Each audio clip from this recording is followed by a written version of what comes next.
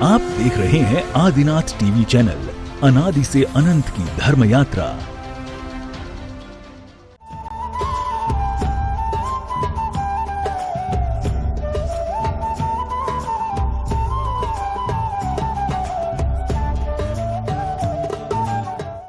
इस कार्यक्रम के पुण्यार्जक हैं श्री कंवरलाल जी महावीर प्रसाद जी, पाटनी, मदनगंज, किशनगढ़, राजस्थान।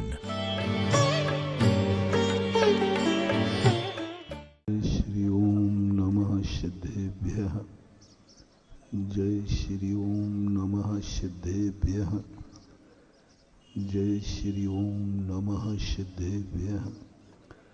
सर्वमंगल मांगल्यं सर्वकल्याणकारकं प्रधानं सर्वधर्माणां जैनं जयतु शासनं। जैनं जयतु शासनं। पंच परमेष्टि भगवान की आचार्य श्री गुरुवर कुंद कुंद महाराज की, आचार्य श्री गुरुवर विद्यासागर महाराज की, श्री सुधा सागर जी महामुनिराज की, समस्त मुनि संघ की।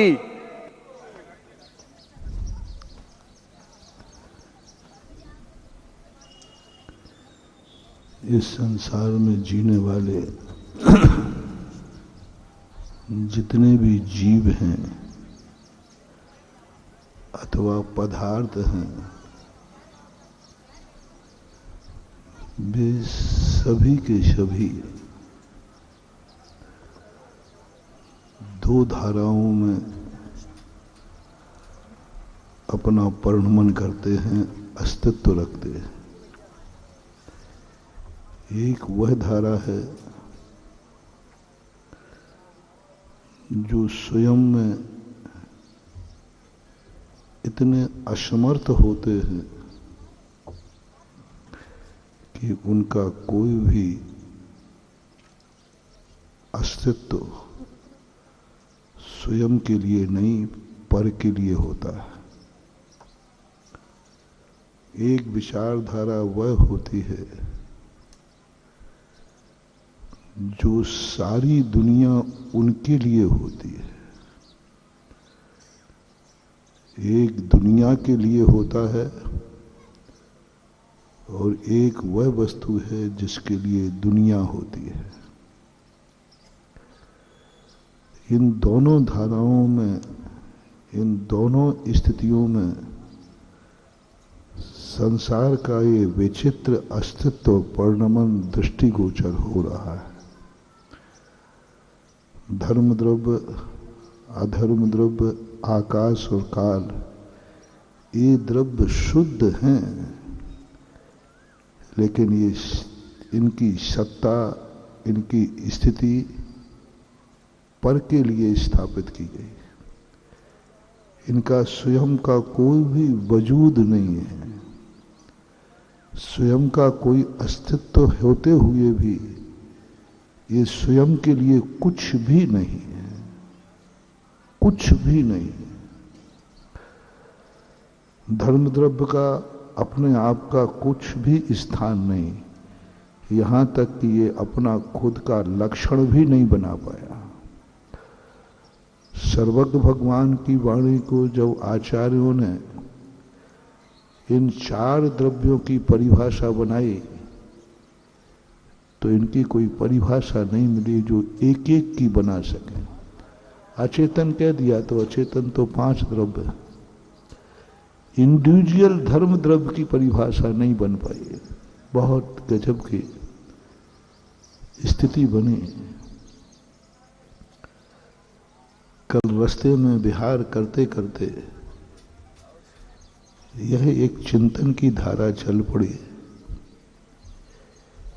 उस समय जब एक भजन में गा रहा था व्यक्ति,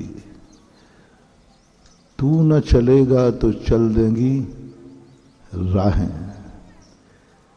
तेरी निगाहें तरसेंगी मंजिल को।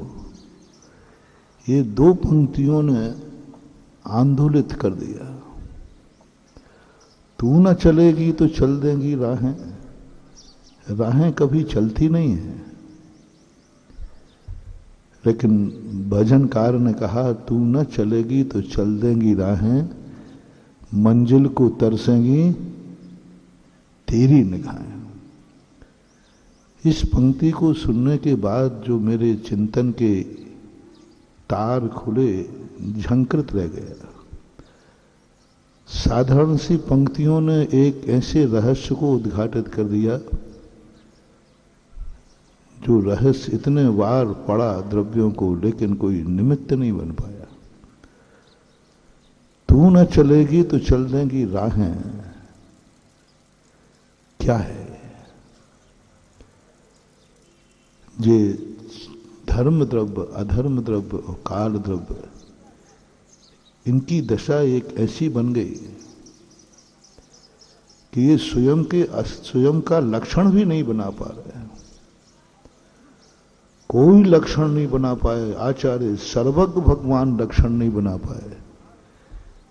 इनको धर्म द्रव्य की पहचान देना पड़ी तो क्या देना पड़ी? पूज्यवर नेमीचंद महाराज द्रव्य संग्रह तत्वार सूत्र में, जो जीव और पुद्गल को चलने में सहायक है। अब पर की अपेक्षा हो गया ना लक्षण।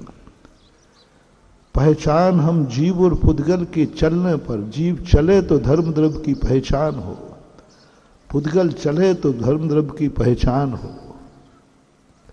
पहचान ही नहीं, अस्तित्व है, इसमें कोई संदेह नहीं, द्रव्य का अस्तित्व है,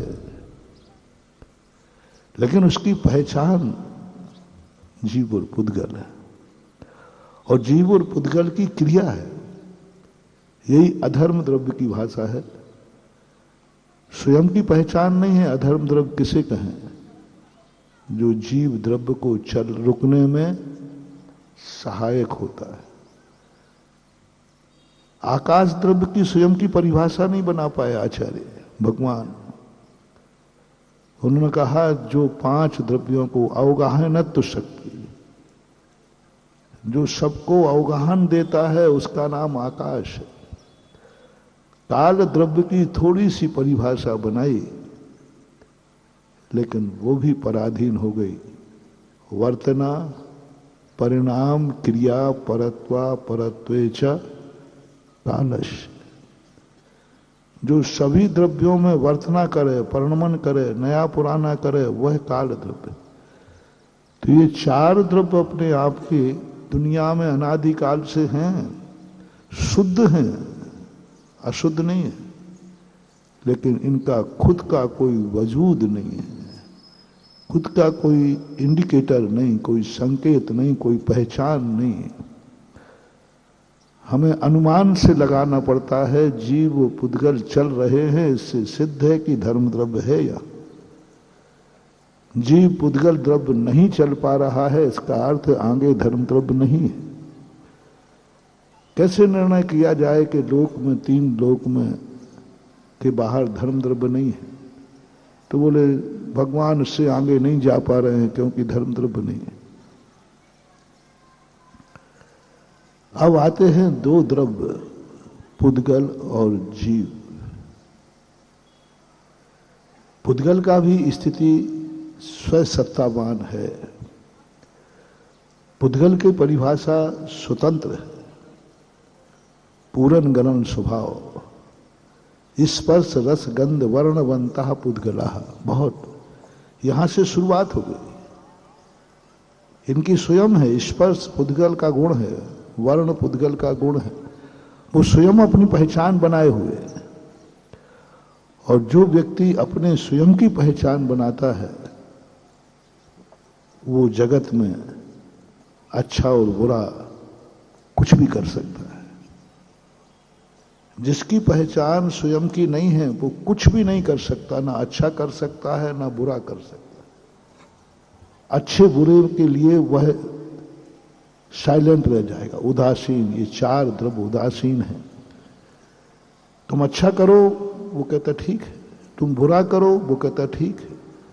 हम किसी को कुछ भी नहीं कर सकते, ना हम प्रेरणा देंगे अच्छे की ना बुरे की, क्योंकि हमारी कोई पहचान ही नहीं। लेकिन पुद्गल द्रव्य ने जब स्वयं की पहचान बनाई, स्वयं का लक्षण बनाया, तो पुद्गल द्रव्य की एक ऐसी शक्ति जो जगत को मिटा सकती है, जगत को बना सकती है, तुम्हें रुला सकती है, तुम्हें हंसा सकती है। सारी दुनिया इस पुद्गल के इशारे पर नाच रही है।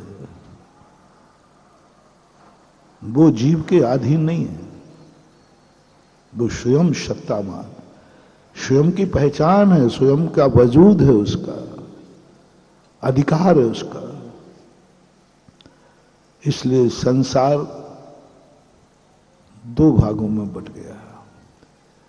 जब किसी मां के दो बेटे हों तो उसकी संपत्ति दो भागों में बट जाती है, बांटना ही पड़ता है, कानून बांटता है, क्योंकि दो भाई हैं। और यदि नहीं बंटवारा करोगे तो दोनों भाई हैं, लेकिन वो दोनों दुश्मन बन जाएंगे। अधिकार जब किसी को मिलता है, यदि उसको अधिकार में कमी हो जाए तो कोई सगा नहीं होता। भाई को जब हिस्से की बात आती है तो भाई भाई का भी दुश्मन बन जाता है, अपने अधिकार के लिए। मेरा हिस्सा है, अरे भाई भाई है, नहीं मिला तो नहीं, कैसे कैसे मिलेगा, कोर्ट कर देता, प्राण ले लेता है, मार डालता है भाइयों को। किसके खातिर? अपने हिस्से के खातिर, अपने अधिकार के खातिर। उसका अधिकार है, क्योंकि मैं एक बाप का बेटा हूं। महाभारत क्यों खड़ा हुआ? मात्र एक दुर्नीति से उस राजगद्दी के अधिकारी पांडव भी थे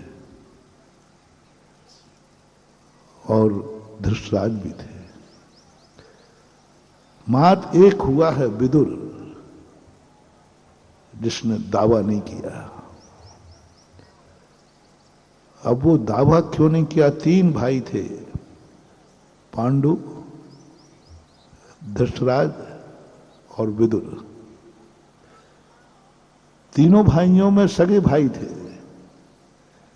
राज्य का बंटवारा तीन भागों में होना चाहिए था। अब विदुर के लिए विदुर ने दावा क्यों नहीं किया? विदुर ने अधिकार क्यों नहीं मांगा? विदुर को क्यों नहीं दिया गया? इसके कई संदेह हैं, कई प्रकार के विकल्प हैं। उनके जीवन में किंवदंती के रूप में कई लोग कहते हैं उनकी जन्म पुत्र के हिसाब से स्थिति थी। कोई कहते हैं उनके यहाँ कोई आगे पीछे संतान की नहीं थी। अनेक अनेक विकल्प आते हैं। कोई कहते हैं विदुर ने कहा कि हमें कुछ नहीं चाहिए, जब तुम दोनों लड़ रहे हो तो लो मेरा हिस्सा भी ले लो। कई प्रकार की बात है। अपन आते हैं दो दावेदारों के बीच में, दशराज और पांडु। ये राज्य के दोनों अधिकारी थे, बराबर के अधिकारी थे। लेकिन एक व्यक्ति ने जब देना नहीं चाहा, दुर्योधन ने, धृतराज ने, बस महाभारत चालू हो गया। महानुभाव, यहां एक हम मोटिवेशन लेते हुए चले। जिंदगी में यदि शांति चाहिए है, दुनिया में सुख चैन चाहिए है, तो किसी अधिकार को मत छीनना। उसका अधिकार उसे मिलना चाहिए, कभी अशांति नहीं होगी। सबसे बड़ी अशांति है जब व्यक्ति अशांत जब होता है, जब उसके कोई क्राइटेरिया को दखल देता है। आपने देखा, कुत्ते भी अपने मोहल्ले में दूसरा व्यक्ति कुत्ता आता है तो वो कहता है कि मेरे एरिया में तो ये मेरा अधिकृत एरिया है। दूसरा आता है तो वो झगड़ा करता है। शेर भी यही होता है। जो बड़े बड़े शहरों में बड़े बड़े सांड होते ना, सांड, उनमें भी यही होता है, मोहल्ला बटा हुआ रहता है। दूसरे मोहल्ले में दूसरा सांड आ गया तो ऐसे लड़ते हैं वो कि मार डालते हैं। सांप की भी यही स्थिति है। और यहां तक तुमने देखा डाकुओं के भी एरिया बंधे हुए रहते हैं। पहले मध्य प्रदेश के जितने डाकू थे वो सबके बंधे हुए थे। सागर जिले का पूजा बब्बा था, यहां दूसरा बब्बा नहीं आ सकता। हाँ, नन्हे लाल जी हंस रहे हैं क्योंकि उनके भाई को पकड़ कर ले गया था ना, कौन थे, प्रकाश को ना। हाँ, नंबर में तो नन्हे भाई थे लेकिन चले गए वो प्रकाश भाई। ये एरिया कहलाता है। उधर नैनागिर किसका था? हरि सिंह का। और द्रोणागिर मूरज सिंह का। मुरैना चंबल मलखान सिंह का। ये सब एरिया बंधे हुए रहते हैं। यदि इनके एरिया ना बांधा जाए तो ये आपसी में लड़ मरेंगे। एरिया नहीं बांधेंगे तो इतने लड़ मरेंगे कि मर जाएंगे। इसलिए उन्होंने बंटवारा कर लिया, भाई ये एरिया हमारा। ये आप बॉम्बे जाते हैं तो रास्ते में ट्रेन का भी एरिया रहता है। वो जेब कट फलानी स्टेशन तक जाएगा, उसके बाद वो दूसरे को दे देगा, वो वहीं उतर जाएगा। ऐसा एक दो लोगों ने मुझे बताया। तब मैंने इसको सैद्धांतिक दृष्टिकोण से देखा और नैतिक दृष्टिकोण से देखा तो मैंने कहा दुनिया में शांति का सबसे अच्छा उपाय है अधिकारों का बंटवारा। कोई उपाय नहीं, किसी भी दुनिया की कोई ताकत नहीं है, ऋषभदेव भी, तीर्थंकर भी, कोई दूसरे ढंग से संसार में शांति नहीं ला सकते। शांति लाने का मूल कारण है अपने अपने अधिकार क्षेत्र को पहचानो, अपनी पोजीशन को पहचानो, अपनी योग्यता को पहचानो।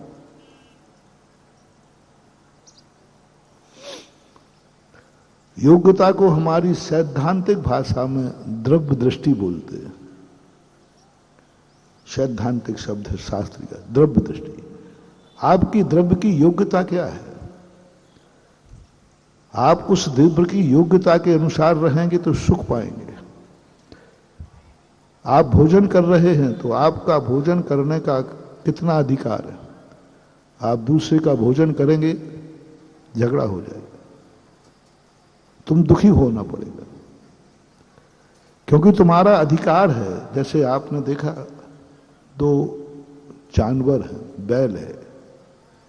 एक बैल होता है जिसको घास डाल दिया जाए वो अपनी खुद की खाता है, लेकिन कुछ उद्दंड बैल होते हैं जो अपनी घास को तो पैर से रौंद देते हैं और दूसरे की घास खाते हैं।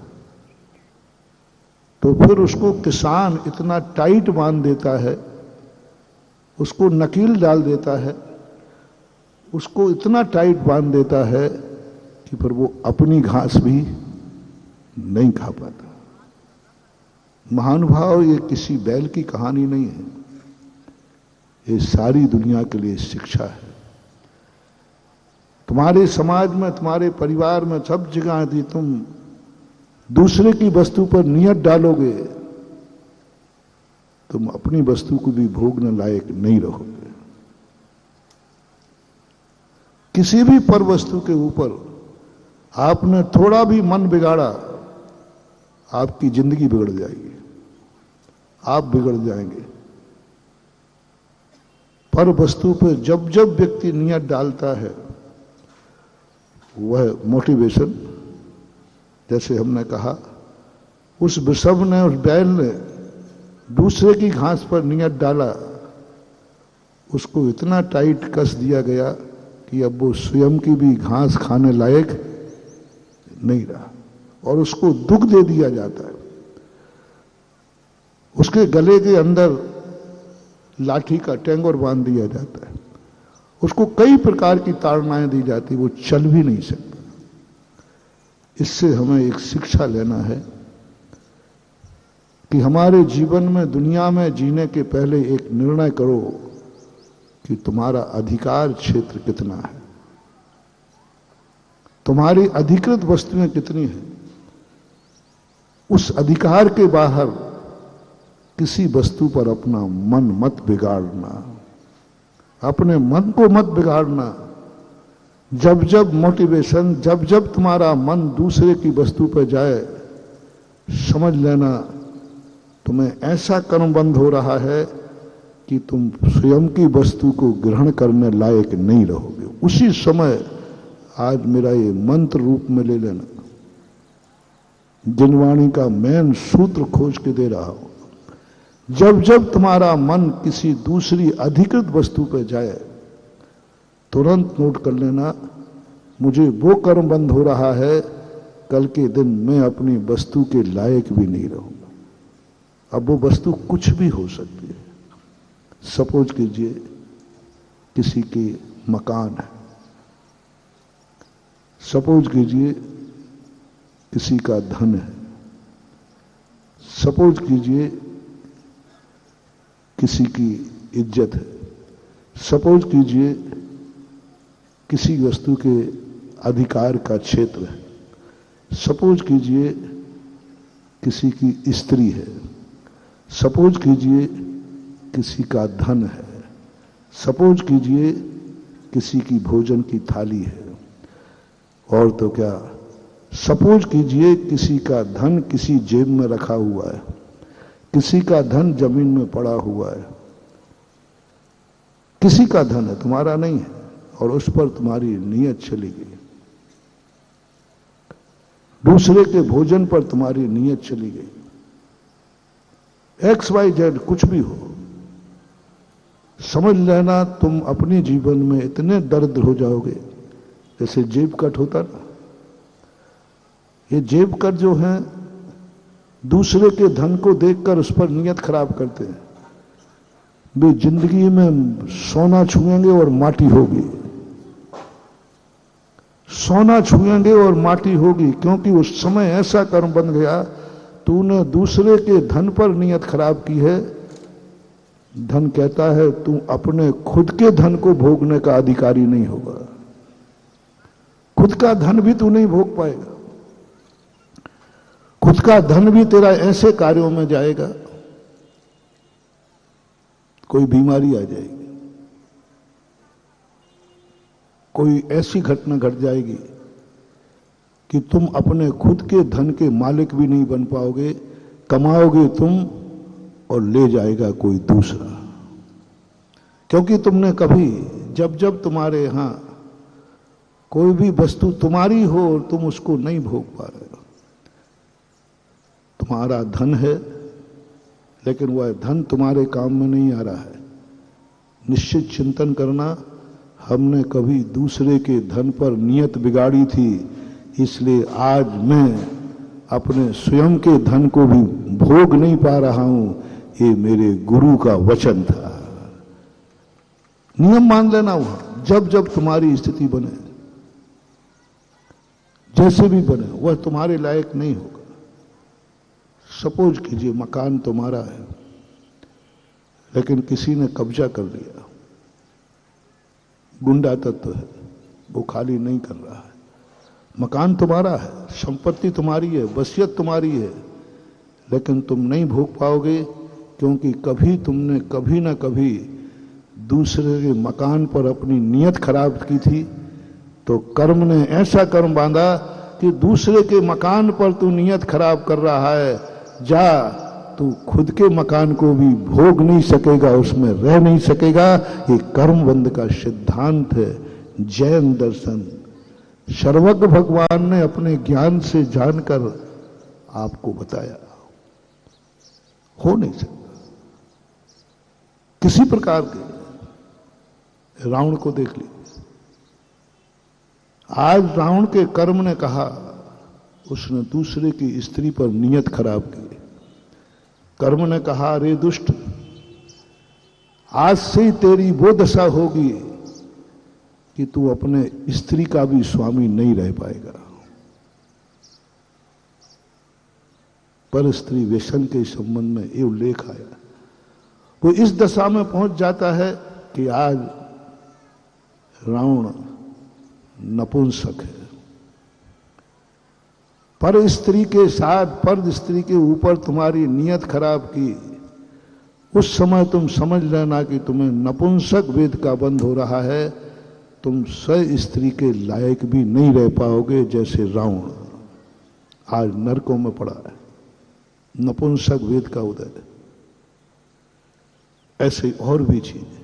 इसलिए जैनाचार्य ने कहा, किसी की पड़ी हुई वस्तु, किसी की रखी हुई वस्तु, किसी की भूली हुई वस्तु कभी भी ग्रहण करने का भाव नहीं करना। रास्ते में किसी का सोने का बिस्किट पड़ा है, आपको नियत खराब नहीं करना, नियत खराब नहीं करना। उसको उठा करके अपने पास नहीं रखना, क्योंकि गिरी हुई है। पतितम वा विस्मृतम वा, कोई भूल गया है, कोई छोड़ गया है, रखा हुआ है, नहीं। जल मृतिका बिन और कछु न गहे अदत्ता। पंडित जी साहब दौलत राम जी, मिट्टी और जल को छोड़ करके जैनी किसी अन्य वस्तु को बिना लिए हुए, बिना पूछे हुए, बिना दिए हुए ग्रहण नहीं करता। चाहे भली मरे तो मर जाएगा, लेकिन जल मृतिका बिन और कछु न गहे। वो भी जल और मिट्टी भी जो दूसरे के बर्तन में रखा हुआ है वो नहीं, प्रकृति से। ये जो अचौर्य नाम का व्रत है, इसका जब चिंतन करते हैं, इतने बड़े रहस्य खुलते हैं महानुभाव। अचौर्य नाम का, मां चोरी नहीं करना, इससे क्या होता है? दूसरे की चुरा ली वस्तु क्या हो गया? क्या हमने उसके प्राण थोड़ी ले लिए? लेकिन नहीं, नहीं, उसकी बहुत बड़ी स्थिति है। इसलिए कभी भी कोई भी वस्तु हो, मन भी नहीं बिगाड़ना, पर वस्तु को नियत खराब दृष्टि से मत देखना। पर वस्तु के संबंध में अपने कोई भी परिणति नहीं जाने देना। ऐसे यदि किसी व्यक्ति का पुण्य का उदय है, ईर्ष्या नहीं करना, अपना पुण्य बढ़ाना। लेकिन दूसरे का पुण्य है, दूसरे के पास धन दौलत है, उसके कभी विनाश का भाव मत सोचना। ईर्ष्या भाव, ईर्ष्या भाव में हर व्यक्ति चाहता है। स्पर्धा में और ईर्ष्या में अंतर है। स्पर्धा जब जागती है तो सोचता मैं भी इसके बराबर बनूं, और ईर्ष्या जागती है तो सोचता है ये मेरे बराबर हो जाए। मैं बीमार हूं, ये बीमार हो जाए। मैं गरीब हूं, ये गरीब हो जाए। मैं दुखी हूं, ये दुखी हो जाए। 99% को, लोगों को, दूसरों को दुखी देखकर स्वयं का दुख हल्का होता है। ये सबसे बड़ा वीक पॉइंट है, बहुत बड़ी कमजोरी है महान। और आप देखना, कहीं ना कहीं आपके अंदर ये बात छुपी हुई है, और आज इसी को अपन को निकालना है।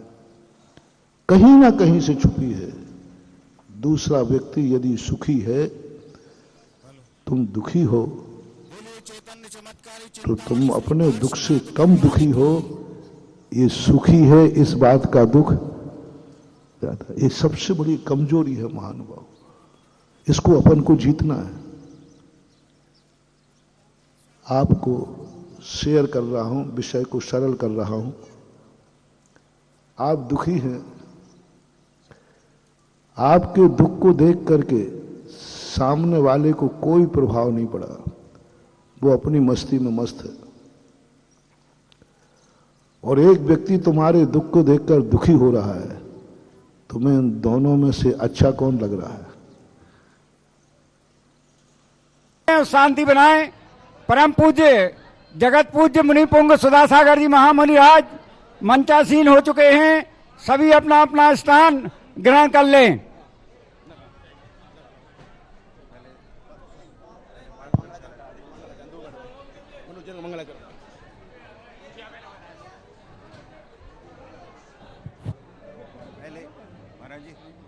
शांति धारा की बोली लगा लेते और बात प्रक्षालन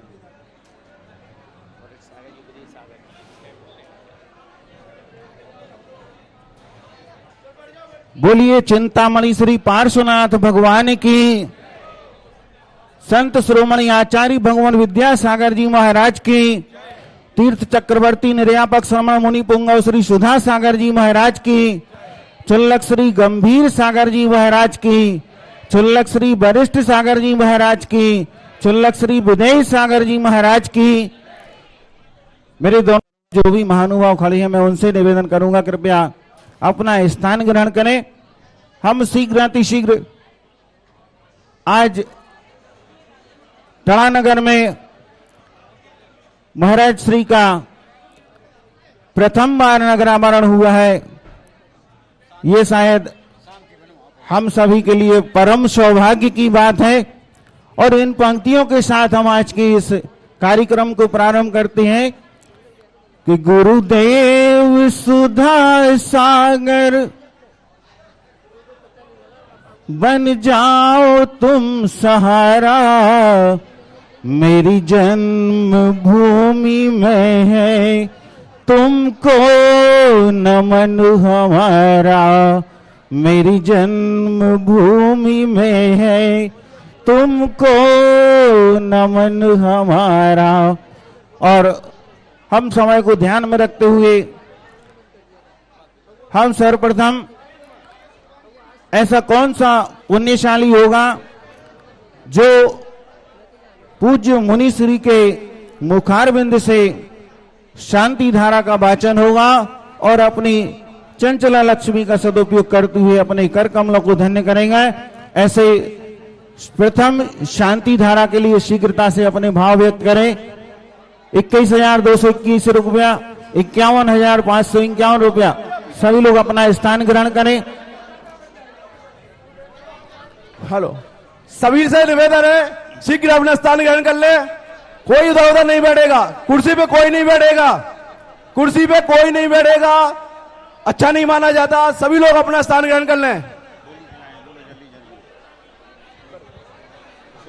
आज हमारे शांति धारा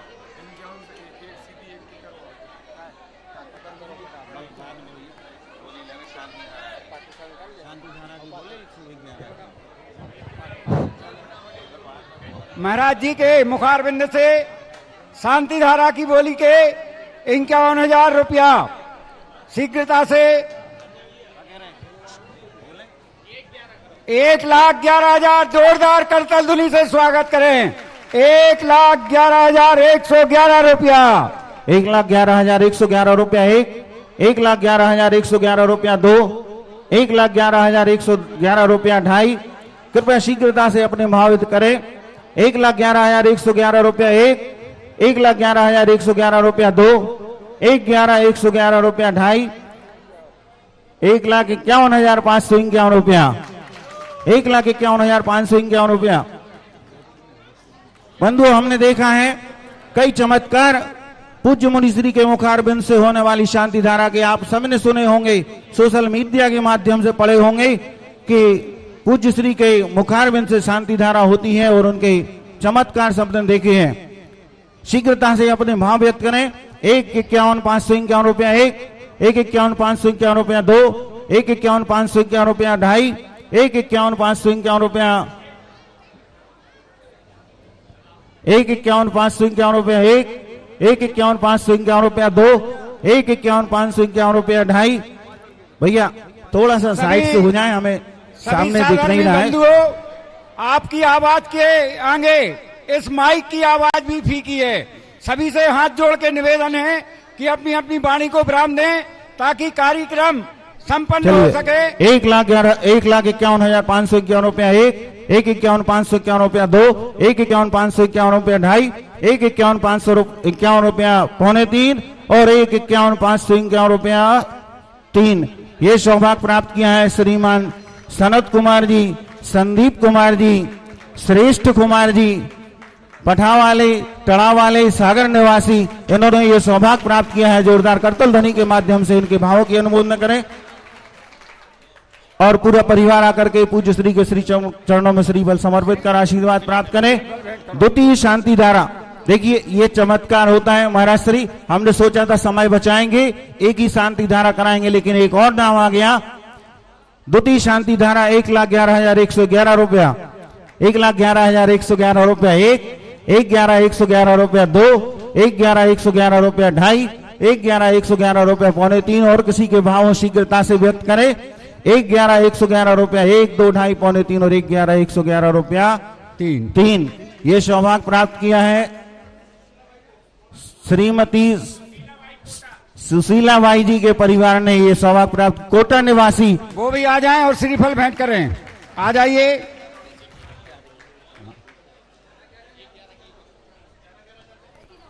तृतीय शाम 3 नाम और उन्होंने 11,000 रुपए की कोटा निवासी जो यहाँ हमारे बीच पधारे हैं, हम जोरदार करतल ध्वनि के माध्यम से उनके भावों की अनुमोदना करें। नामों का वाचन अभी देखिए, ये गुरु चरणों के प्रति समर्पण और लगन है कि ये प्रत्येक चतुर्दशी को कोटा से पूज्य श्री के चरणों में सिर्फ शांति धारा करने के लिए आते हैं। धन्य है ऐसा परिवार, इनके सम्मान में जोरदार तालियां बजाएं।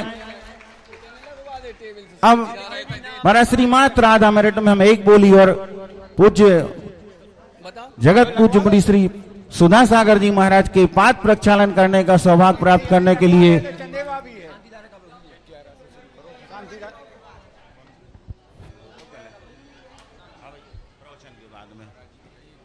शांति धारा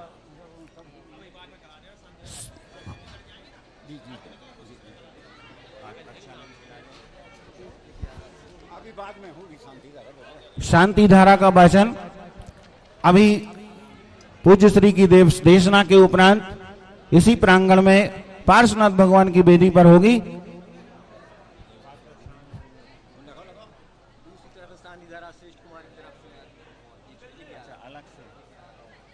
एक और नाम महाराज श्री पहले ही शांति धारा करने वालों ने 1,11,000 रुपए की राशि अपने नाती जो कि पूज्य मुनि संघ के श्री चरणों में समर्पित रहता है, एक छोटी सी उम्र के बावजूद ऐसे श्रेष्ठ कुमार जी पठा वाले टड़ा वाले सागर निवासी, इन्होंने ये सौभाग्य प्राप्त किया है। जोरदार करतल ध्वनि के भाव माध्यम से इनके भावों की अनुमोदना करें।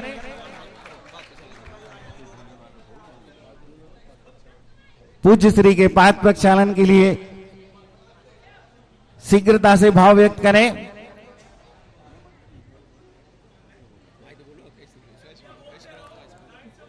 एक 21,221 रुपया, 21,221 रुपया पूरी राशि।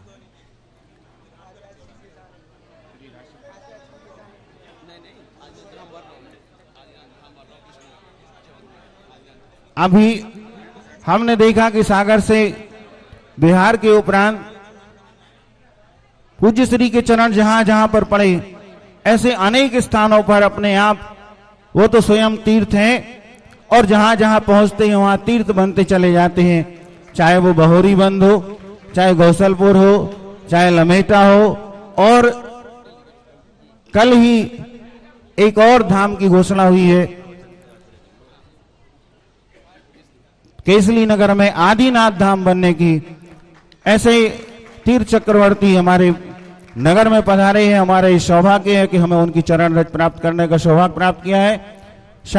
पाद प्रक्षालन के लिए 51,551 रुपया, 51,551 रुपया 1, 51,551 रुपया 2, 51,551 रुपया 2.5, 51,551 61,661 रुपया, 71,771 रुपया, 71,771 1, 71,771 1, 71,771 2, 81,881, 81,881, 81,881 1, 81,881 2, 81,881 2.5, 81,881 3, 81,881 1, 2, 2.5 3,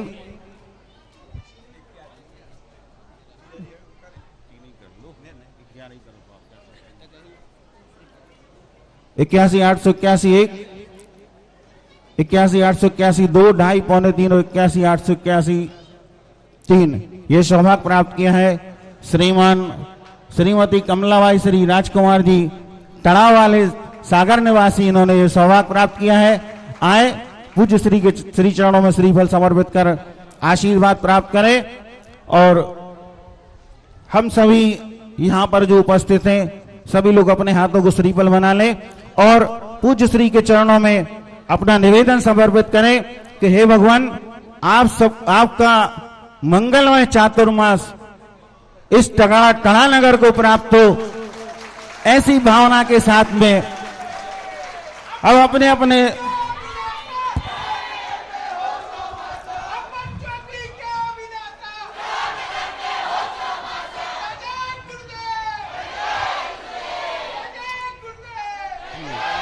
चलिए हम बिना किसी विलंब किए हुए पूज्य मुनि श्री वाद प्रक्षालन के लिए परिवार पहुंच चुका है, शीघ्रता से पहुंच जाए ऊपर, पाद प्रक्षालन के लिए ऊपर पहुंच जाएं।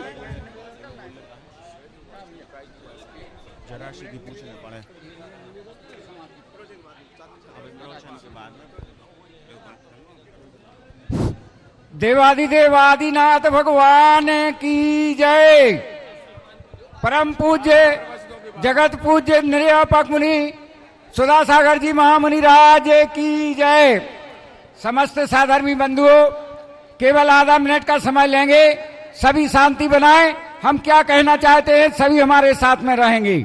परम पूज्य मुनि श्री, आज हमारा पूरा ग्राम बहुत भाग्यशाली है कि आपके चरण इस ग्राम में पड़े और सभी की इच्छा है कि आज का आपका प्रश्न में ये शंका समाधान का कार्यक्रम इसी प्रांगण में हो। सभी लोग हाथ जोड़ के निवेदन करेंगे, हे भगवान नमोस्तु नमोस्तु नमोस्तु, हमें भी ये अवसर प्राप्त हो। नमोस्तु भगवान नमोस्तु। चलिए बिना किसी विलंब किए हुए पूज्य मुनि श्री सुधा सागर जी महाराज के चरणों में हम बारंबार नमोस्तु निवेदित करते हुए निवेदन करते हैं कि हे भगवान अपनी दिव्य देशना से हम सभी को कृतार्थ करें। नमोस्तु भगवान नमोस्तु भगवान नमोस्तु भगवान। सब जय श्री ओम नमः शिवाय। जय श्री ओम नमः शिवाय। सर्वमंगल मांगल्यम सर्वकल्याण कारकम प्रधानम सर्वधर्माणां जैनं जयतु शासनम् जैनं जयतु शासनम्। पंच परमेष्ठी भगवान की आचार्य श्री गुरुवर कुंद महाराज की, आचार्य श्री गुरुवर विद्यासागर महाराज की।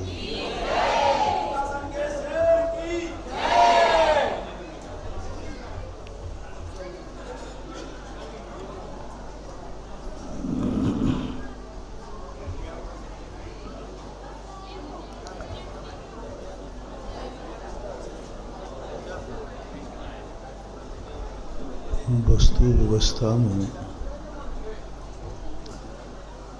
यदि अनेक धर्म नहीं होते तो यह वस्तु, यह सृष्टि निर्मूल हो जाती। ये सृष्टि मूल्यवान इसलिए है क्योंकि इसका जो धर्म है वो एक रूप नहीं, अनेक धर्मों को मिलकर के जो महा स्वरूप बनता है उसमें आनंद की अनुभूति होती है।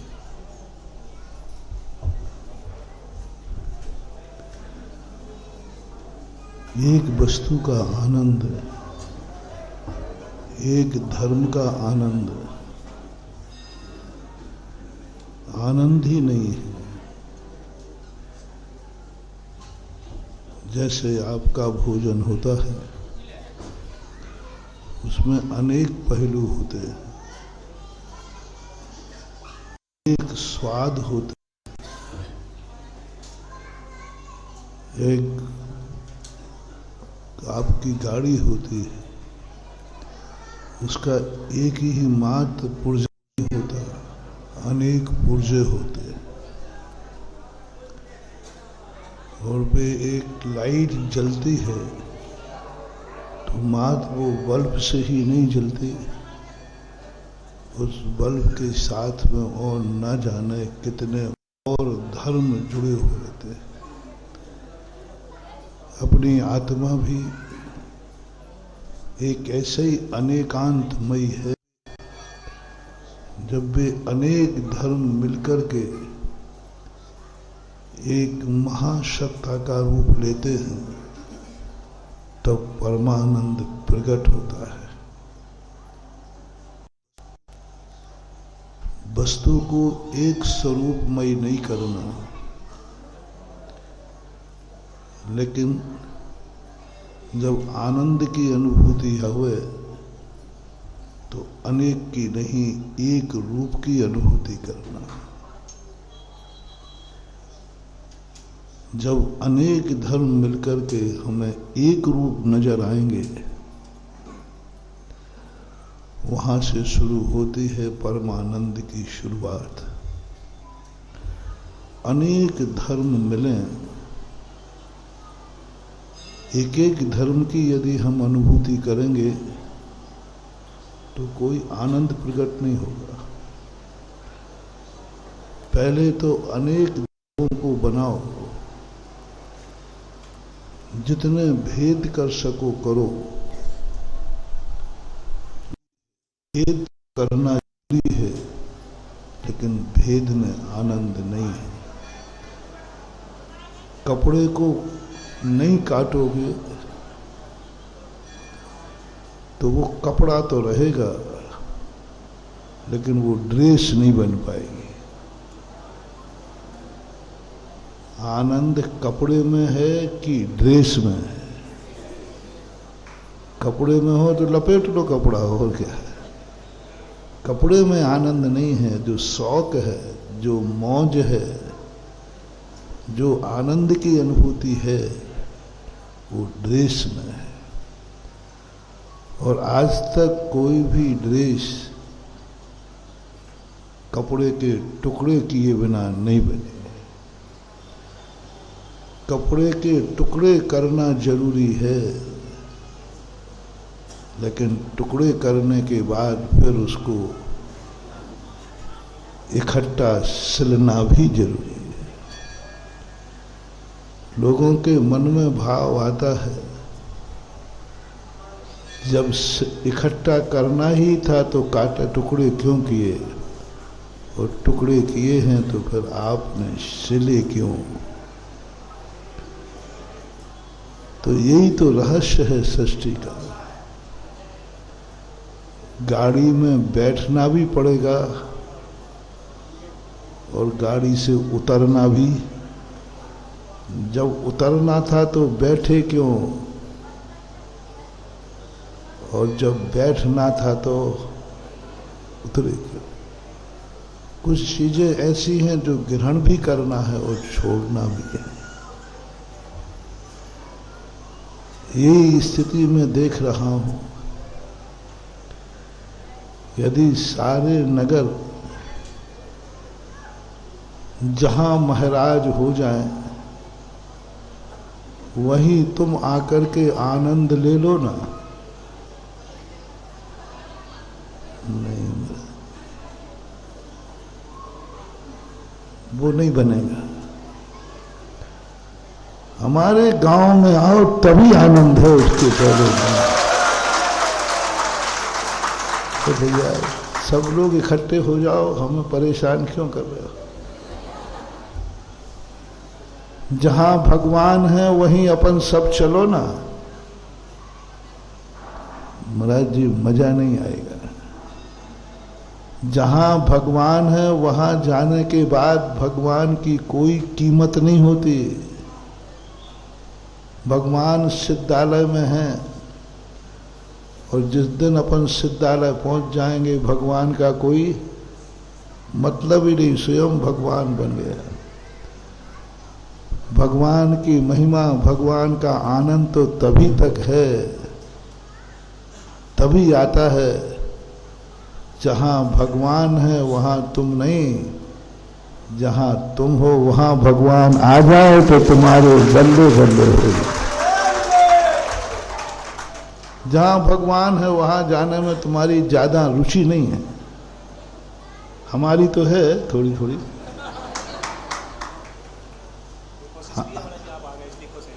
हाँ, हम तो ये सोचते हैं कि हे भगवान, मैं जहां हूं वहां तुम मत आना, जहां आप हैं वहां मैं खुद ही आऊंगा। ये मार्ग है साधना का मार्ग, साधु का मार्ग। वो कभी बड़ों को अपने पास नहीं बुलाते, वो बड़ों के पास जाते हैं। वो नहीं चाहते कि भगवान तुम मेरे पास आओ। हम लोग सदा एक ही भावना कहते हैं, साधना कर रहे हैं, भगवान मैं आपके पास आ रहा हूं। रत्नत्रय का पालन करने का अर्थ ही है कि भगवान को बुलाना नहीं है, भगवान बनना है। सम्यक दर्शन ज्ञान चारित्राणि, वो चलना बता रहा है कि हम भगवान को बुलाना नहीं चाहते, हम भगवान के पास जाना चाहते। वो इस संसार में नहीं आए, हम ही इस संसार से ऊपर उठ जाए। जब ये विचार जिसके मन में आ जाता है,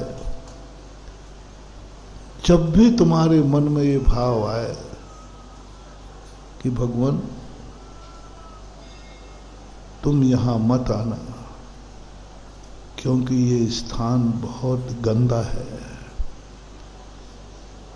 अच्छा नहीं है, आपके लायक नहीं है। मैंने पूरा संसार देख लिया, भव वन में जी भर भर घूमा, पूरा देख लिया भगवान। ये मत सोचना कि आपके समय ही ये संसार गंदा था, आपके जाने के बाद तो ये और ज्यादा है ना।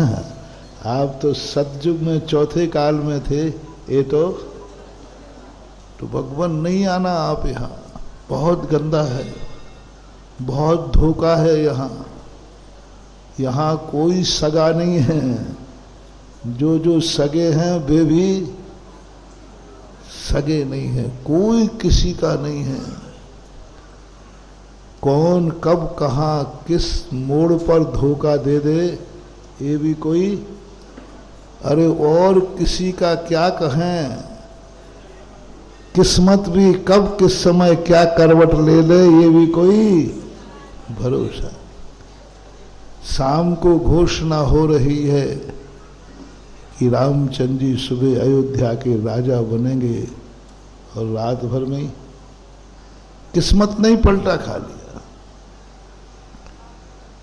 इस दुनिया में कोई भी चीज विश्वास के लायक नहीं है, किसी पर भी विश्वास किया नहीं जा सकता। और महानुभाव ये भी पक्का है, बिना विश्वास के जिंदगी चल भी नहीं सकती। इस दुनिया में कोई विश्वास लायक है नहीं, और नीति कहती है कि तुम बिना विश्वास के एक कदम चल नहीं सकोगे। हम तो मानते हैं, हम साधु तो मानते हैं कि इस दुनिया में कोई विश्वसनीय नहीं है, कोई अपना नहीं है, कोई सगा नहीं है। हम लोग मानते हैं, विश्वास पक्का है, फिर भी हमारा भी जानते हुए भी, मानते हुए भी बिना विश्वास किए हमारी भी जिंदगी नहीं चलती। हमें मालूम है कि किसी का कोई विश्वास करना नहीं चाहिए, लेकिन विश्वास के बिना चलते ही नहीं। अब ये दो विरोधी बातें हो गई कि नहीं?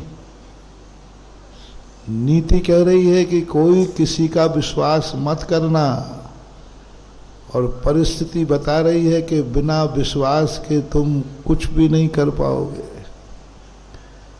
हमारा बिना विश्वास, अभी देखना आहार को उठेंगे,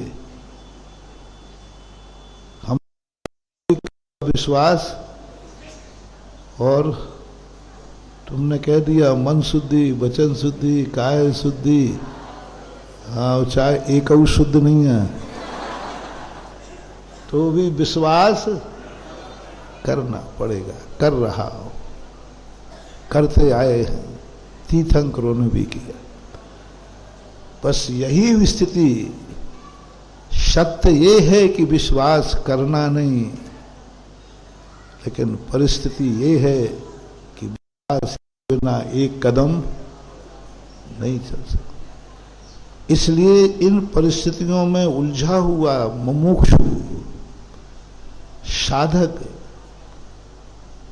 स्वयं तो इन परिस्थितियों से समझौता करता रहता है, लेकिन अपने से बड़े भगवान को कहता है, स्वयं जूझता रहता है, स्वयं सत्य को स्वीकार करता है। क्रिया कुछ होती है और निर्णय कुछ होता है। सम्यक दृष्टि संसार के संबंध में निर्णय कुछ और करता है, क्रिया कुछ और करता है। क्रिया में विश्वास लाता है, लेकिन निर्णय में कोई न नथी रे। मुमुक्षु की पहचान है, क्रिया में सबको वो अपना मानेगा और स्वयं को सबका मानेगा, लेकिन अंदर चेतना की बात है, यही चिंतन करेगा, शुद्ध दारा होय न शीरी, सब स्वार्थ के हैं बीरी। ये क्रिया का विषय नहीं है, ये निर्णय का विषय है, सत्य का विषय है, तत्व का विषय है। सत्य निर्णय है, पक्का धारणा में बना हुआ है, लेकिन क्रिया में अंतर करता है। जब क्रिया और सत्य दोनों विपरीत होते हैं तो मुमुक्षु के मन में ये भाव जागता है कि मैं तो समझौता कर रहा हूं, लेकिन मेरा भगवान को ये समझौता न करना पड़े, इसलिए वो भगवान को बुलाते ही नहीं है। वो कहता है नहीं भगवान आप यहां मत आओ, बड़ी मुश्किल में तो आप इस संसार से निकले हैं, कोई कितना ही बुलावे, कोई कितना ही कहे, आपको इस संसार में नहीं आना है। फिर तेरा क्या होगा? चिंता मत करो भगवान, मैं वहीं आ रहा हूं। सम्यक दर्शन ज्ञान चारित्राणी, मैंने रत्नत्रय लेकर के मोक्ष मार्ग पर चल चुका हूं, आ जाऊंगा। लेकिन अब ये तो हमारा पक्ष हुआ, तुम्हारा पक्ष ये नहीं है। तुम क्या कहते हो? तुम बहुत आगे, बहुत ऊंची खोपड़ी हो तुम कहते हो इस संसार में हम उलझे हैं सो उलझे हैं, भगवान आप भी आओ, आप भी थोड़ा मजा चखो इस संसार का हमारे साथ। इसलिए गृहस्थ भगवान को सिद्धालय से बुला करके बुलाता है। जिनवाणी मां से कहता है मुझे भगवान चाहिए, तो तू भगवान के पास चला जाना। नहीं नहीं, मैं नहीं जाऊंगा, क्योंकि वो बहुत ऊंचाई पर बैठे हैं, वो बहुत सूक्ष्म हैं, वे हमारे ज्ञान का विषय नहीं है, हमें नहीं दिखते हैं। वे हमारी पकड़ में नहीं आते हैं, उतनी ऊंचाई पर हम पहुंच नहीं पाएंगे। इसलिए भगवान को साकार रूप दो। निराकार भगवान नहीं चाहिए हमें, हमें साकार भगवान चाहिए। इसलिए मुनिराज की जितनी क्रियाओं में है, निराकार भगवान की हम लोग भक्ति करते हैं, सिद्ध भगवान की। हमारी हर क्रिया में सिद्ध भगवान की स्तुति है।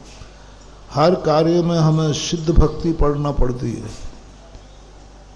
लेकिन आप लोगों की जब भक्तियां देखी, आप लोगों के मंदिर देखे, आप लोगों की पूजाएं देखी, आप लोगों का भक्तांबर देखा, सब में सिद्ध भगवान नहीं, सब में अरहंत भगवान बैठे हैं।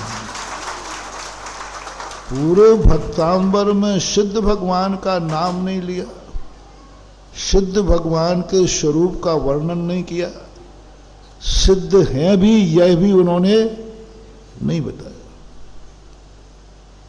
बस सिद्धों का पता ही नहीं है भक्ति में, भक्तांबर में पूरा अरहंतों का स्वरूप भरा है।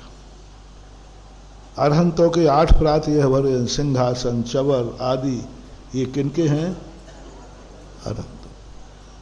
क्योंकि गृहस्थ कहता है मैं निराकार को नहीं जान सकता, मुझे साकार रूप चाहिए।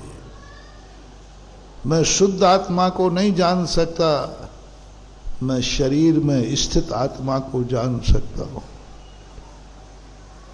मुझे मूर्ति का रूप चाहिए। और ये स्थिति जब गृहस्थ की बनती है, तो गृहस्थ जब भगवान को उतारता है नीचे, तब वो एक जगह उतार लो शिखर जी में नहीं साहब, वो तो गांव गांव में होंगे। जहां जहां भक्त है वहां वहां भगवान को होना चाहिए। इस श्रावक की पहचान है। साधु भावना करता है जहां जहां भगवान है वहां वहां मैं जाऊंगा, मेरी उपस्थिति होना चाहिए। और श्रावक क्या कहता है? उल्टा कर लो, जहां जहां हम हैं, मंदिर है सो मकान नहीं, मेरा आवास है सो मंदिर होना चाहिए। जहां तुमने कॉलोनी बसाई, बस मंदिर की प्लानिंग शुरू। अरे भाई पुराना मंदिर बना है, बोलो महाराज जी वो तो अब ठीक है, नया बना लेते, नया बना लेते हो। अभी केसली के अंदर पुराना मंदिर था, मैंने कहा भैया वहीं बनवा। अरे नहीं महाराज वहां नहीं होने, मानी भगवान जहां है वहीं चले जाओ। बोले नहीं, हम लोग सब रोड पे आ गए हैं तो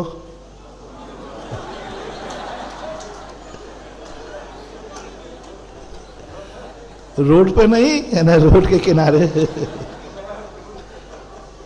और ये भी कह दो तो कोई बड़ी बात नहीं है कि हम रोड पे आ गए तो भगवान।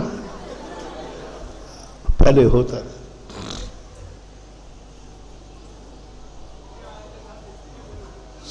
पहले ये भी होता था। अब तो वाहन का जमाना आ गया।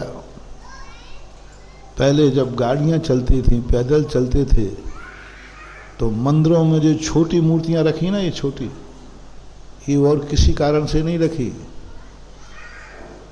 व्यापारी गृहस्थ जब अपने गांव से छोड़ करके बैलगाड़ी आदि से जाता था और रास्ते में मंदिर नहीं मिले तो छोटे से भगवान को साथ लेके जाता था। चक्रवर्ती 60,000 वर्ष तक अपने साथ भगवान को लेकर घूमा है पूरे 6 खंड। युद्ध के लिए गया, जीतने के लिए गया, भगवान को साथ में ले गया। 60,000 वर्ष तक भगवान का रथ अपने रथ के साथ घुमाता रहा। तो पहले जो छोटे छोटे भगवान रखे सब ने अपने अपने ठाकुर जी रख लिए थे। जब उनके घर से कोई बाहर जाता था तो ठाकुर जी को डिब्बी बंद की, बंद आते थे, शिखरें आती थी, कमल पैंच कस जाता था। और भगवान को वो कुर्सी चलती थी, गुर्स क्या बोलते थे, आंग है कुर्सी, पीछे वाली कुर्सी में नाश्ता का डिब्बा और खुर्जी हाँ जो भी, और आगे वाली खुर्जी में सम्मान के साथ ले जाते। इसलिए पंडित जी साहब आशाधर जी ने जंगम और अजंगम 2 प्रतिमाओं का उल्लेख किया। जो जंगम है ना, जो जाती हैं अजंगम, तो इस प्रकार की स्थितियां बनती हैं। और यही स्थिति मैं देख रहा हूं। रास्ते में आए, अब कोई को ये मतलब नहीं है महाराज जी, हमें कोई विकल्प नहीं है,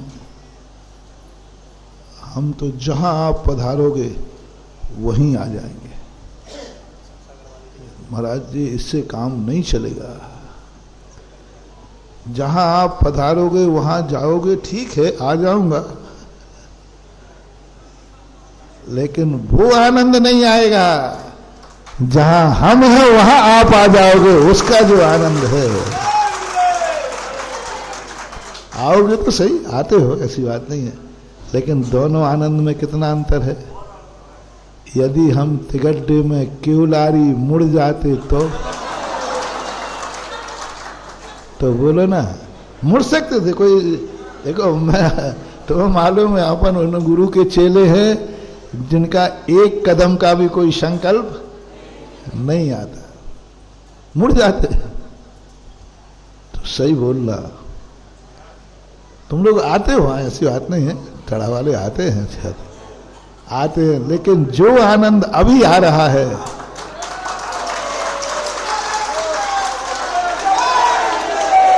कोयलारी वाले भी बैठे होंगे, चले गए, बैठे कोयलारी वाले हैं, बैठे बैठे हैं बेचारे, बैठे हैं बेचारे। देखो महाराज आए हैं तो महाराज के साथ हैं, महाराज के पास हैं, लेकिन कोयलारी यदि मुड़ जाते, वो आनंद और अभी के आनंद में कुछ अंतर तो होता है।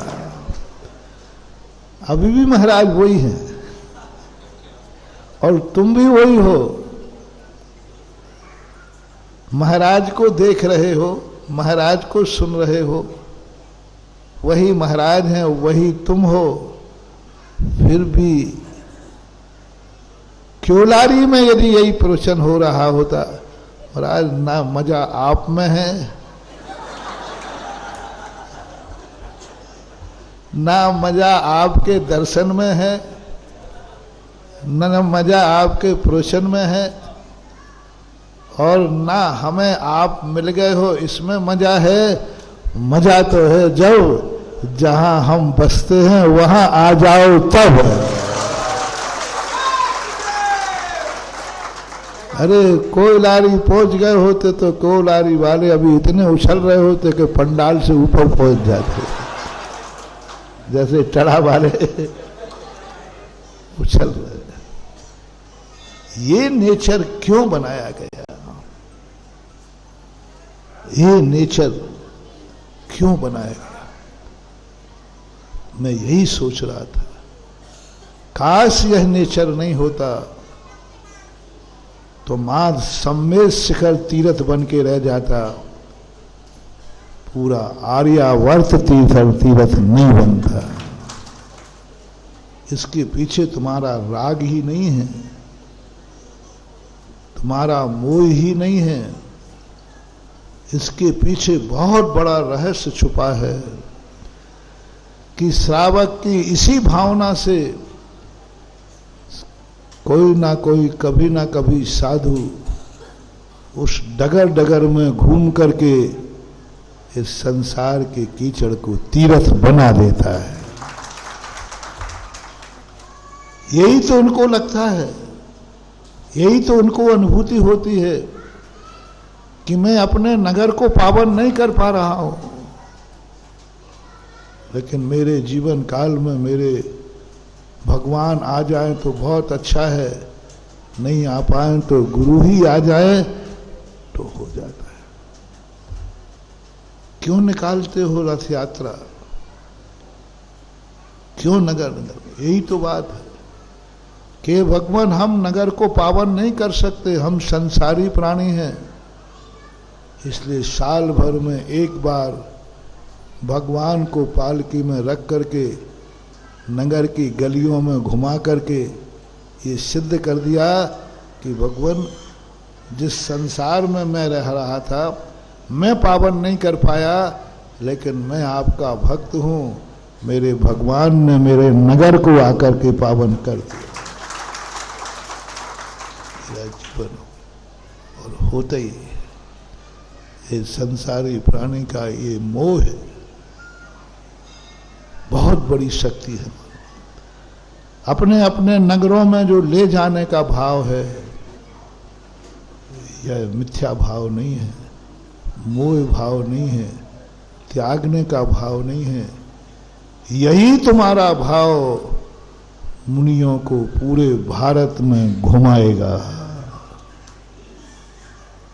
तुम्हें ये तो मालूम है कि ये तो तीर्थ बन ही जाएंगे, लेकिन जहां जहां इनके पैर पड़ जाएंगे वो जग भी तीर्थ। इसलिए प्रकृति ने कहा कि नहीं, जहां महाराज हैं वहां जाकर के संतुष्ट नहीं होना, अपनी जिंदगी में पूरा प्रयास करो।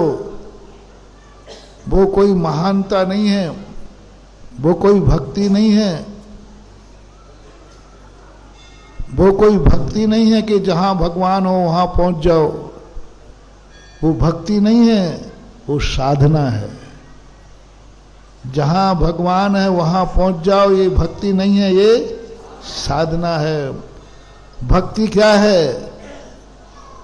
जहां भक्त रहता है वहां भगवान आ जाए, वो भक्ति कहलाती है। साधक का सूत्र है भगवान के वश में होता है साधक। किसके बस में? भगवान के बस में होता है साधक। और भक्त की नीति क्या है? आप बोल दो ना, तुम्हारा मामला है। भक्त के बस में भगवान होते। कितना अंतर आ गया। वारे वाह बहादुर तुम लोग। मेरे बस में भगवान नहीं है, मैं भगवान के बस में हूं, क्योंकि हम साधक हैं। भगवान मेरे बस में नहीं है, मैं भगवान के बस में हूं। मैं भगवान के पास जाता हूं, मैं भगवान के बस में हूं। जब जब साधक के मन में ये भाव आए कि मैं भगवान के बस में हूं, मैं जिनवाणी के बस में हूं, मैं गुरु के बस में हूं, तब तक उसका मोक्ष मार्ग है। और वो मुनि है, वो मुमुक्षु है, वो बहुत जल्दी भगवान बनेगा।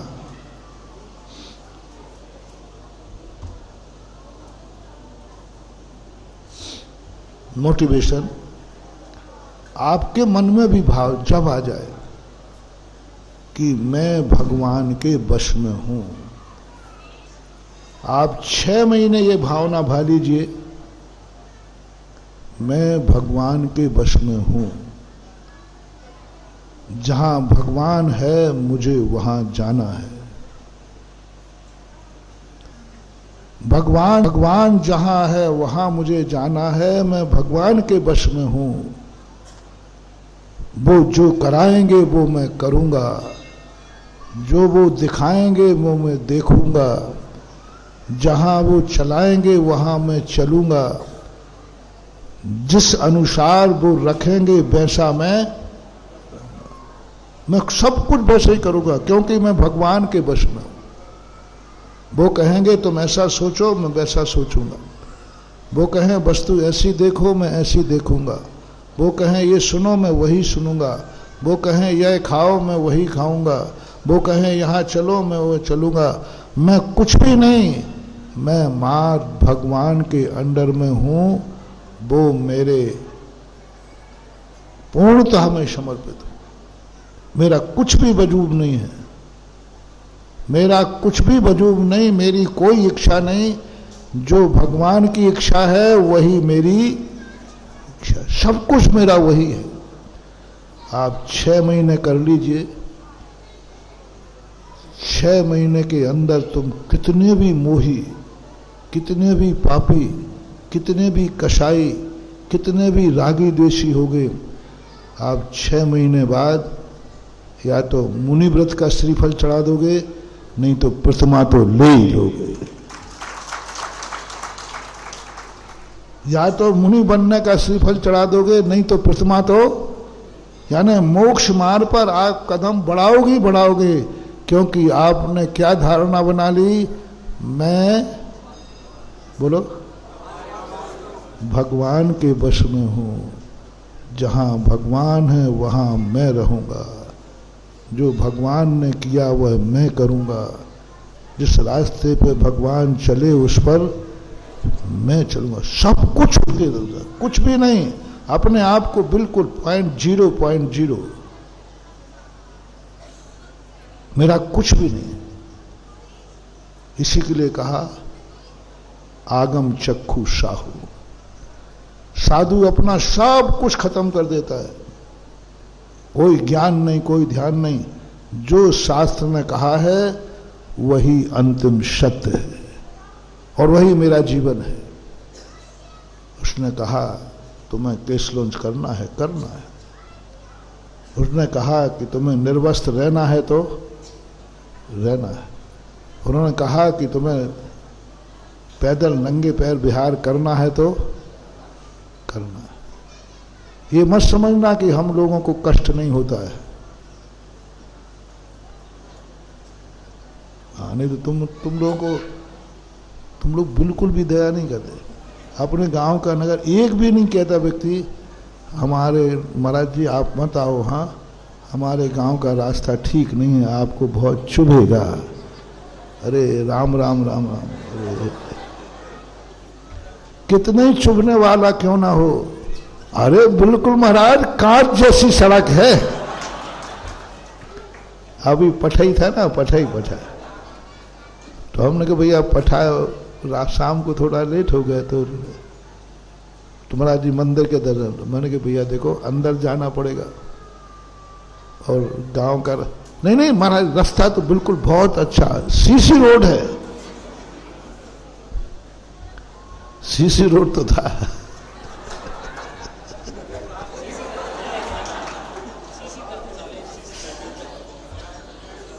उस एक ने भी नहीं कहा कि महाराज जी ठीक है आप अंदर मत जाओ, आप इतना विहार कर रहे हो, गर्मी में कर रहे हो, आपके पैरों में चलेगा। मैं तो जहां आप हो वहीं आ जाऊंगा, आपको मैं कष्ट नहीं दे सकता। अरे इतनी दया यदि आपकी हमारे ऊपर हो जाए, अरे राम राम राम राम। बस इस मामले में आप बहुत कठोर, इस मामले में तुम कोई समझौता, चाहे तुम्हें 100 झूठ बोलना पड़े और बाद में कहो भैया अब महाराज जी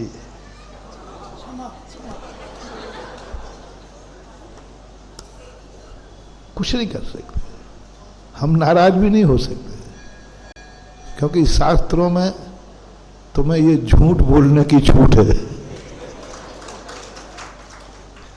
बिल्कुल भी हम नाराज हो ही नहीं सकते, क्योंकि तुरंत कहूंगा देखो उसने भली छुपाया है लेकिन वो तुम्हारा दुश्मन नहीं है, वो तुम्हारा भक्त है। वो क्या करे, ये झूठ बोले बिना तुम अंदर। अच्छा बताओ तुम सही कह देते हमारा रोड बहुत खराब है, बहुत कंकड़ चुभ रहे हैं, तो तुम बोलो महाराज जी आज से हम, आप प्रश्न कर सकते हो, शाम को कर लेना। अब शाम को कहाँ करोगे ये नहीं कहा,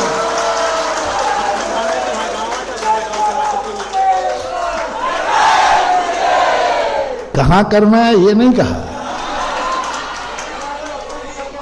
तो कर लेना महाराज जी। ठीक है, आज के बाद हम लोग सब सत्य बोलेंगे।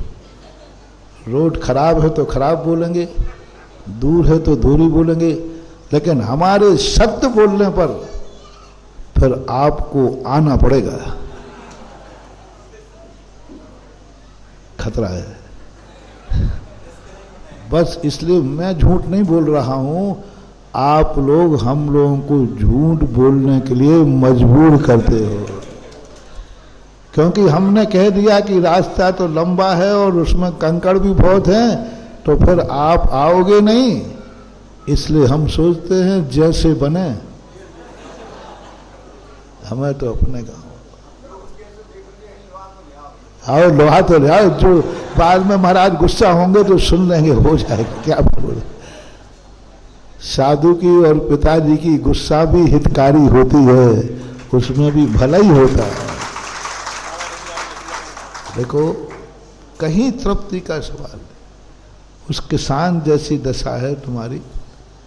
गर्मी पड़ रही थी, बहुत साल से अकाल पड़ा था, वो आकाश की तरफ देखता था।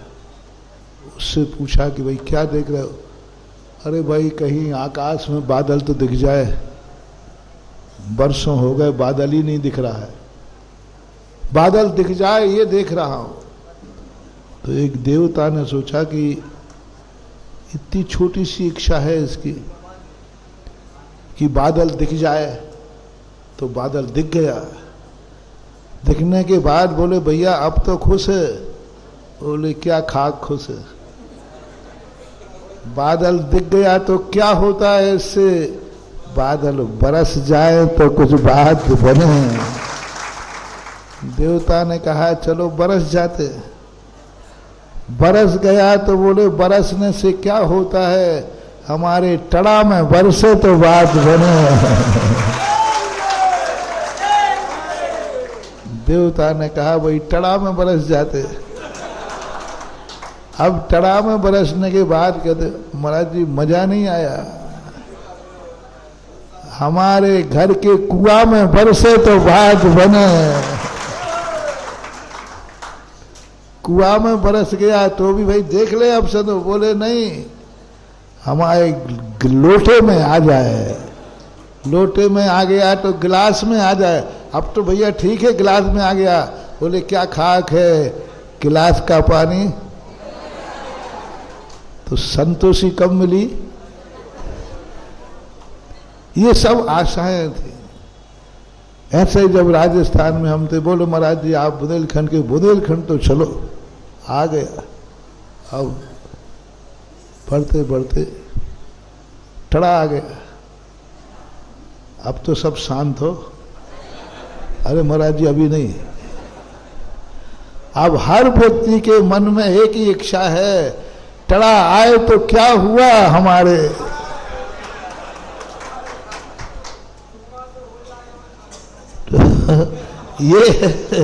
ये है संसार का, यही बात शास्त्रों में हम लोगों की है। हम लोग भगवान को देखते हैं, भगवान का दर्शन दुर्लभ है। पहले भावना करते हैं मुमुक्षु सम्यक दृष्टि कि हे भगवान आपका दर्शन हो जाए, मेरे अवभाग्य दर्शन हो जाए। दर्शन हो जाते, बोले बेटा अब तो ठीक है। बोले भगवान मजा नहीं आया।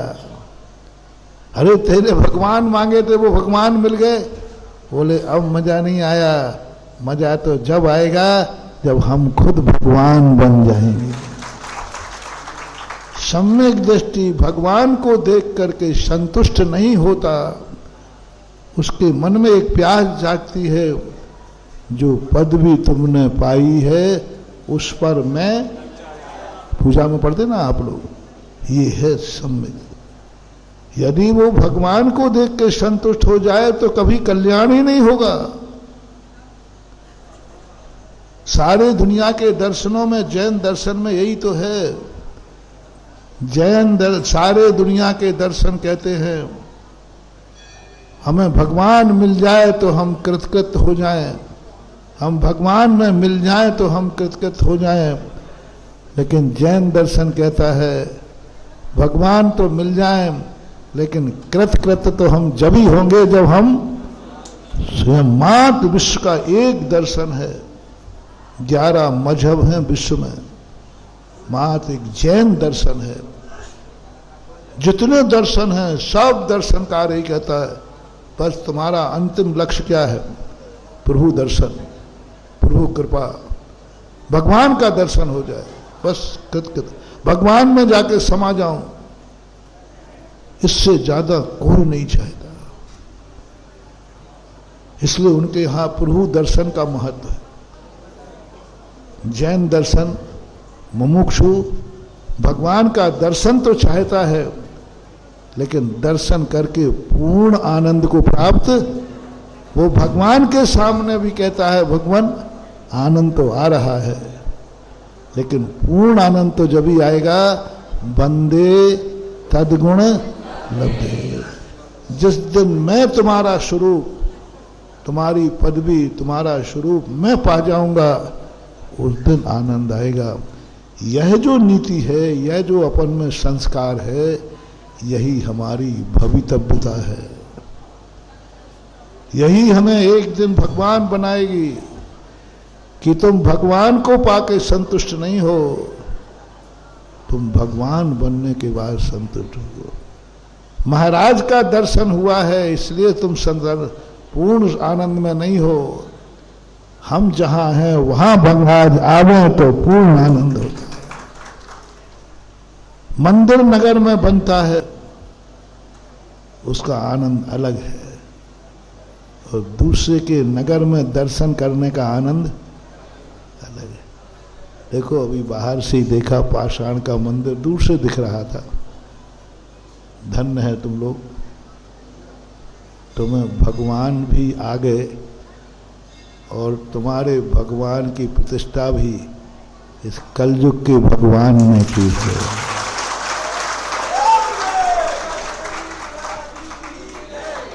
ये भगवान तो चौथे काल के थे, ये अपने काल के भगवान नहीं है। अपने काल के भगवान तो कौन थे?